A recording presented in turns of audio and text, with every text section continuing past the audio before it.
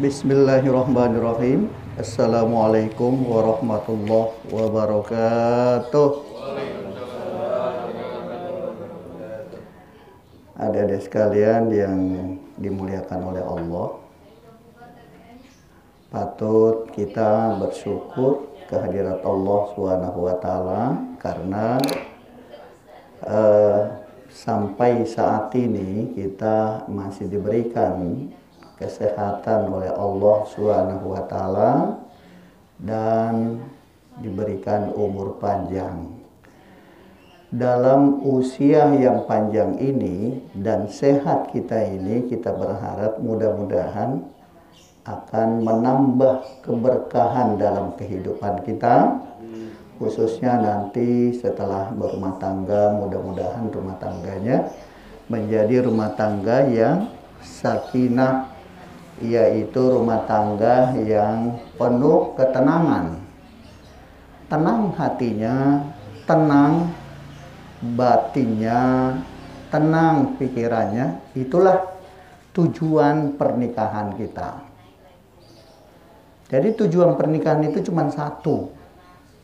Litas kuno ilaiha, agar dengan bersama istri kita jadi tenang, dengan bersama istri kita bahagia, dengan bersama istri nggak macam-macam, hidup damai.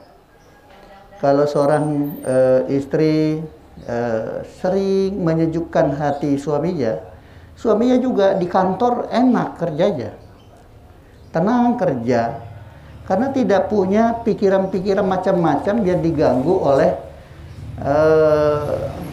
apa tadi sudah disampaikan, keinginan yang berlebihan, kemauannya yang begitu banyak. Itu jadi pikiran seorang suami. Ketika dia bekerja dia nggak bisa konsen. Terus apalagi mau berangkat aja udah marah-marah. Marah karena keinginannya belum dipenuhi, enggak. Jadi kesuksesan kita itu adalah karena kesuksesan bersama dalam menjaga hubungan di antara kedua suami istri. Jadi bukan cuma dituntut seorang istri menyayangi suaminya, tapi juga harus menyayangi istrinya. Adapun masalah waja'ala bainakum mawaddata warahmah, mawaddah itu rasa cinta. Itu semua orang punya rasa cinta itu. Jadi rasa cinta itu sudah milik semua makhluk hidup, katanya kan orang nyanyi begitu kan. Rasa cinta itu semua pasti ada dalam setiap hati makhluk yang hidup.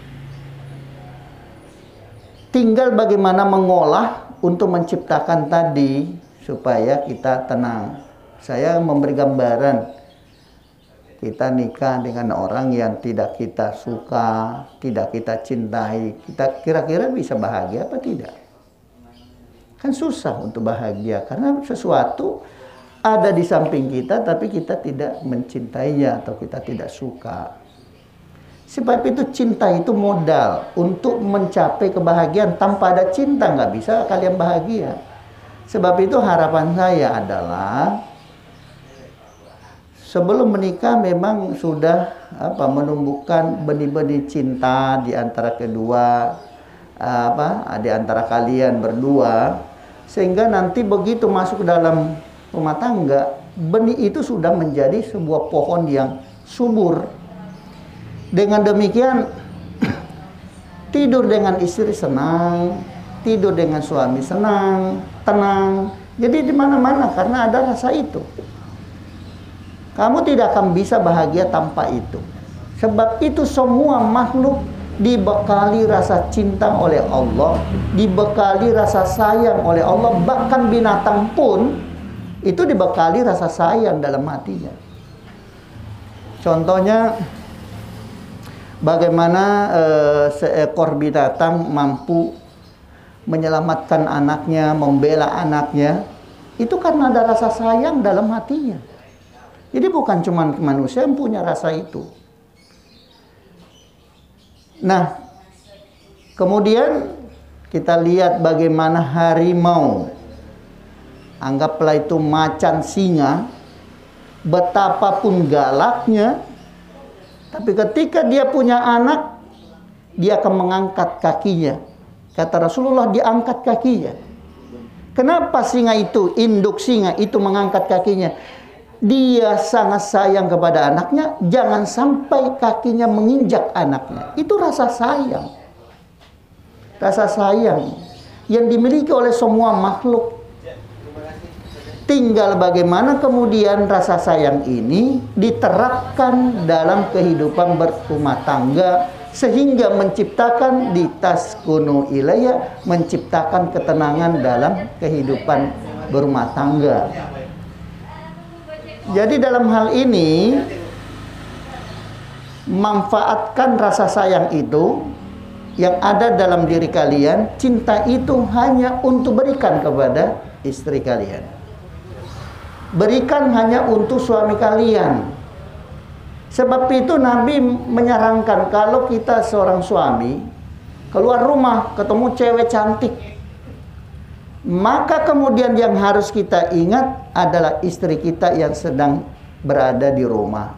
Buru-buru pulang, kata Nabi. Orang mau ke kantor ketemunya, ketemu di kantor pula, sekretaris pula, duduk di samping, wadah, udah susah. Bagaimana nginget yang di rumah? Nah, itu. Disinilah konsekuensi seorang suami. Konsekuensi dalam menjaga keutuhan rumah tangga, menciptakan kebahagiaan. Karena saya pada pertemuan yang lalu menyampaikan bahwa banyak orang berhubungan dengan istrinya, tapi berfantasi dengan orang lain. Walaupun kata dokter psikolog itu nggak apa-apa, tetapi itu adalah pengkhianatan. Mengkhianati istrinya, mengkhianati suaminya karena berfantasi dengan orang lain.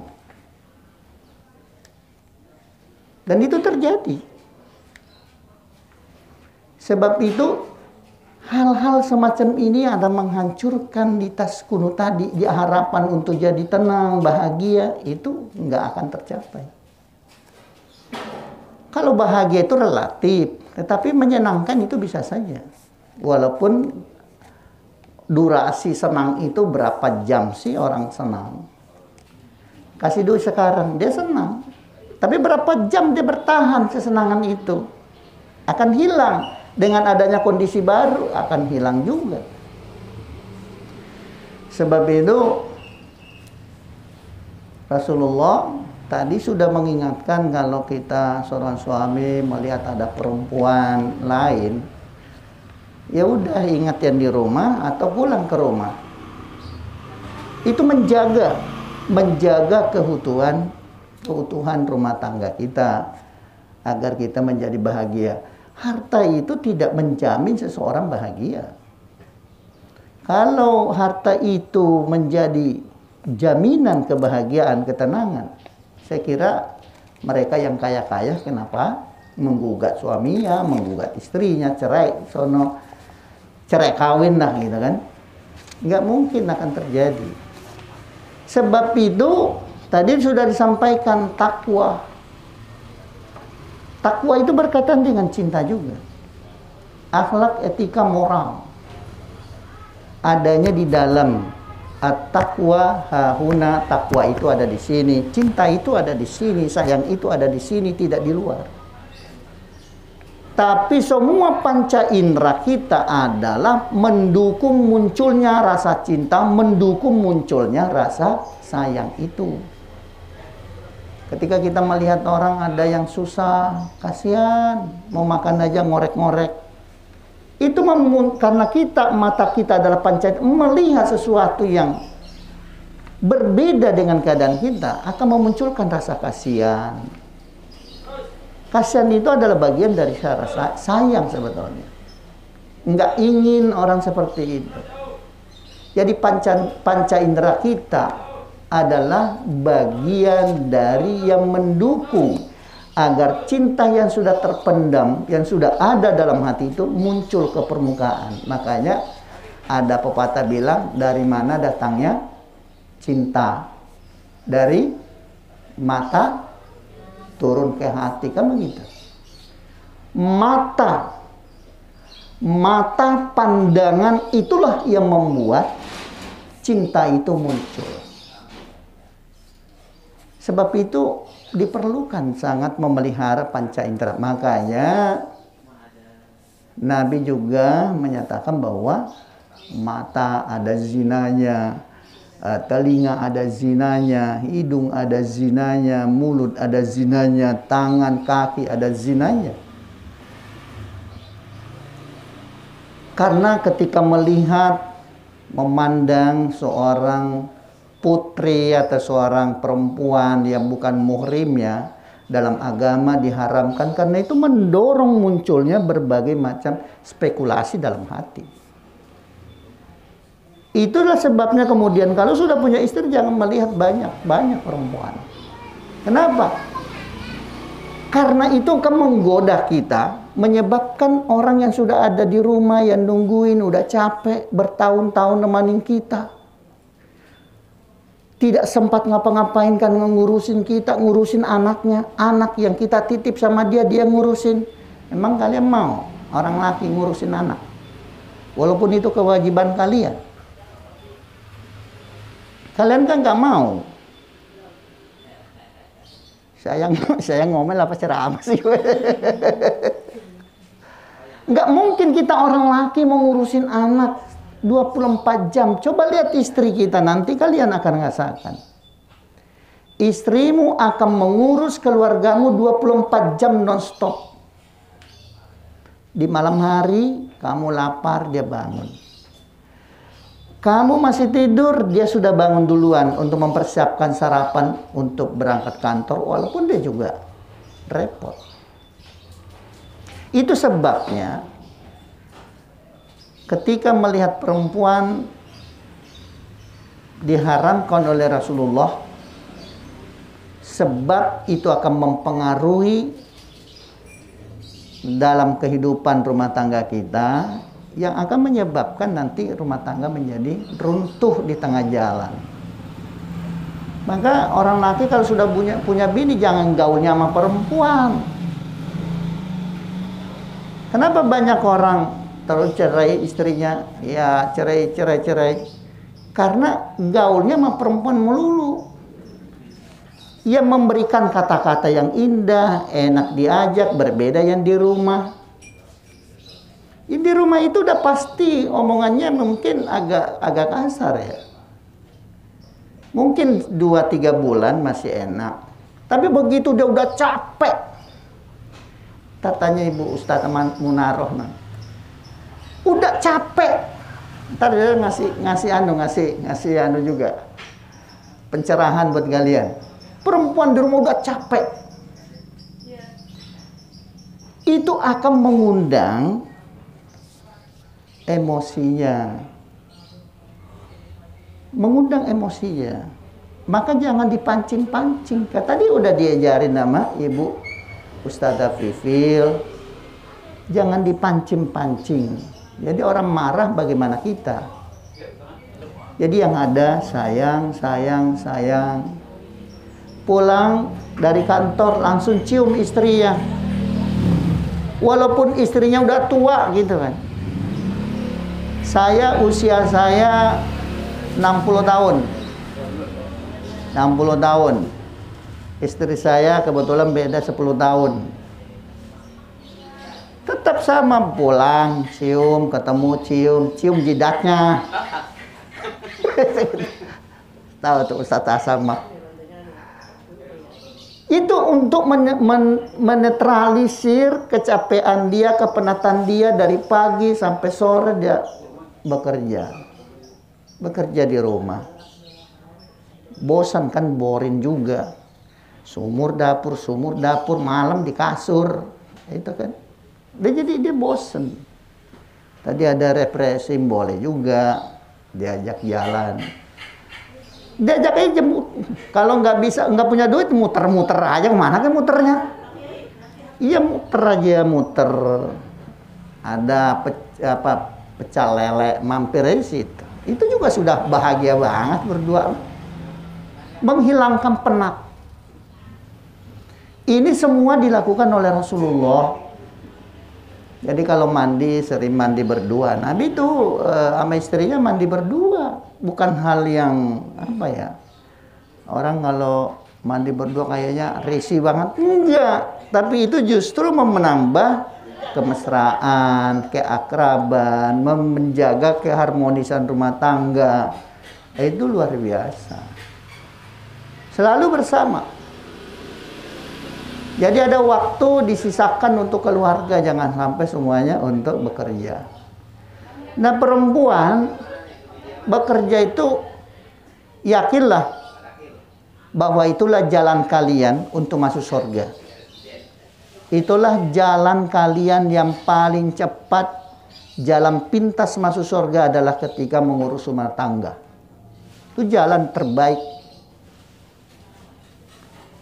Jadi kalian 24 jam, wahai wanita, perempuan itu 24 jam berjihad di jalan Allah. Karena memperjuangkan seorang anak, memperjuangkan suami, mengurusi mereka itu berjuang. Dan itu adalah jihad. Maka perempuan yang taat sama suaminya, pintu surga terbuka lebar-lebar. Kita itu nggak selamanya hidup di dunia ini, ada batasnya. Ada batasnya kehidupan itu. Pada akhirnya berakhir pada ujungnya kita berada di kuburan. Dan kuburan itu harus dijadikan sebagai pintu memasuki surganya Allah. Nah, mulai dari rumah tangga kita. Kalau kalian melahirkan anak, kemudian anak itu jadi seorang ulama, jadi seorang pemimpin yang adil, berapa banyak orang merasakan manfaat dari anak yang kita lahirkan. Luar biasa itu. Itu semua amal kalian. Jadi jangan juga merasa, gua di rumah mulu, kerja ini mulu. Rasa bosan itu ada. Tetapi upayakan bahwa inilah jalan surga saya. Ya gitu. Kenapa? Karena emang jihadnya perempuan ada di dalam rumah tangga. Maka Nabi boleh jadi mengatakan, kalau seorang istri dengan ikhlas, dia ikhlas mencucikan baju suaminya, satu dari baju atau pakaian suaminya dia cuci, maka 1000 kebaikan yang Allah berikan kepadanya. 1000 dari kesalahan dan dosa diampuni oleh Allah dari dirinya. Itu pahala yang disediakan oleh Allah. 1000 derajat yang disediakan oleh Allah bagi seorang perempuan, istri yang ikhlas mencuci pakaian suaminya. Dan itu dilakukan berhari-hari, tiap hari dilakukan itu. Belum lagi mencuci pakaian anak-anaknya. Belum lagi dia setrika. Belum lagi nyuci lakinya, ya. Kalau pakaiannya saja dicuci 1000 derajat, gimana kalau lakinya dicuci? Sekali-kali cuci laki itu. Lo gosokin belakangnya, gosokin semua. Kan orang susah, mandi itu susah ke belakang. Nah, susah ya. Nah, perempuan nanti gosokin tuh bagian badannya lakinya di belakang. Itu pahalanya kayak apa besarnya? Jadi saya larinya kaitan kehidupan kita di dunia itu adalah kaitannya dengan akhirat, ya. Jadi upayakan bagaimana menjadikan pernikahan itu adalah ibadah. Ibadah itu sudah pasti ujiannya berat. Contoh saja, kalian kalau sholat baru takbiratul ihram ujiannya udah banyak. Pikiran apa aja masuk. Semua kepikiran, kerjaan kepikiran, ini kepikiran, itu kepikiran, masuk, itu ujian. Tapi kita tidak boleh larut dengan pikiran itu, kita tuh berusaha mengkat pikiran itu. Kembali kepada apa yang kita baca. Begitu juga dalam keluarga, kita lagi ibadah, maka ujiannya berat, maka upayakan pikiran yang negatif di-cut pada saat itu. Diputusin aja, jangan dipikirin. Kita husnuzon sama Allah. Kalau kita husnuzon sama Allah, insya Allah hasilnya baik. Suami ya udah, kalau ada orang ngomong begini, bicarakan saja sama Allah. Nanti bicarakan, boleh dibicarakan, dimusyawarahkan tadi. Nah terakhir, dalam rumah tangga tadi sudah di pilar yang keempat adalah musyawarah ya. Jadi segala-galanya jadi pemimpin rumah tangga itu harus didasari oleh rasa kasih sayang. Sayang sama istri, karena semua tadi saya udah katakan, semua manusia udah punya rasa sayang itu. Sayangi istri, sayangi anak, semua yang ada dalam rumah tangga kalian sayangi. Itu dasar pokok untuk jadi seorang pemimpin. Hindari keras kepala, hati membatu. Kalau sudah nggak sayang, hatinya membatu, keras kepala, maka lamfat dumin haulik, semua orang akan lari, istrimu akan lari, anak-anakmu akan lari, tidak betah di rumah. Sebab itu dasarnya, milikilah rasa kasih sayang itu dalam memimpin rumah tangga, maka semua yang ada dalam rumah tangga merasa senang. Kedua, hindari keras kepala, karena hidup itu tidak bisa sendirian. Hatimu harus menjadi lembut, karena setiap ucapan seringkali membuat hati kalian menjadi sakit. Itu pasti. Seperti tadi saya katakan, karena capek istri, akhirnya muncul kata-kata kurang enak. Itu sakit hati. Hati kita akan merasa sakit. Sebab itu apa yang kemudian kita lakukan? Jangan jadikan hati kalian membatu, tapi jadikanlah hatimu adalah penerima segala bentuk konsekuensi hidup penuh dengan rasa kasih sayang. Itu. Kalau tidak, lamfaddu min haulik, istrimu akan lari. Istrimu akan lari. Anak-anak kalian tidak betah di rumah, kan lari. Istrimu curhatnya sama orang. Maka sebelum curhat sama orang, pandailah untuk menyayangi mereka. Itu pasti. Terus, kita dalam rumah tangga selalu musyawarah. Fa'fu anhum wastaghfir lahum. Maafkanlah anak-anakmu kalau memang kata-katanya nggak bagus, tindakannya nggak bagus, bikin kesal nanti kalau kalian punya anak. Istrimu omongannya nggak enak, udah, wa'fu anhum fa'fu anhum, maafkan mereka, maafin. Kalau kamu tidak mampu memaafkan, kamu tidak akan bisa menjadi orang, nggak bisa berhasil jadi pemimpin. Wastaghfir lahum, mintalah ampun kepada Allah untuk istrimu. Ya Allah, istriku sudah berbuat dosa, ampuni dosanya. Anak-anakku sudah melakukan pekerjaan yang mengecewakan, perbuatan yang salah. Ya Allah, ampuni dia. Allah perintah kita khusus untuk laki-laki. Wastaghfir lahum, mintakan ampun kepada Allah untuk istri kalian, agar Allah ampuni dosanya. Karena apabila mereka meninggal dunia, kalian tidak memaafkan, itu konsekuensinya sangat berat sekali. Baik, itu barangkali saya sampaikan. Saya mah orangnya suka ngomel. Udah tua kali ya. Udah tua jadi bawa. Orang tua emang begitu. Nanti kalian kalau udah tua hati-hati, suka ngomel. Nah, itu bawaan memang. Semua sama. Perempuan kalau makin tua makin cerewet, laki-laki makin tua semakin ya marah-marah mulu. Itu udah pasti, karena udah capek dalam mengerjakan pekerjaan rumah, pekerjaan di kantor, dan pekerjaan macam-macam. Mudah-mudahan kalian diberkahi oleh Allah Subhanahu wa taala. Pernikahan kalian dimudahkan, dilancarkan oleh Allah, digampangkan dan diluaskan rezeki kalian. Mudah-mudahan rumah tangganya dijadikan rumah tangga yang penuh kebahagiaan lahir dan batin, dikaruniai putra-putri yang soleh dan soleha. Al-Fatihah. A'udzubillahi minasyaitonirrajim. Bismillahirrahmanirrahim. Alhamdulillahirabbil alamin arrahmanir rahim maliki yaumiddin. Iyyaka na'budu wa iyyaka nasta'in shiratal mustaqim shiratal ladzina an'amta 'alaihim ghairil maghdubi 'alaihim waladdallin. Amin. Terima kasih dan mohon maaf. Assalamualaikum warahmatullahi wabarakatuh.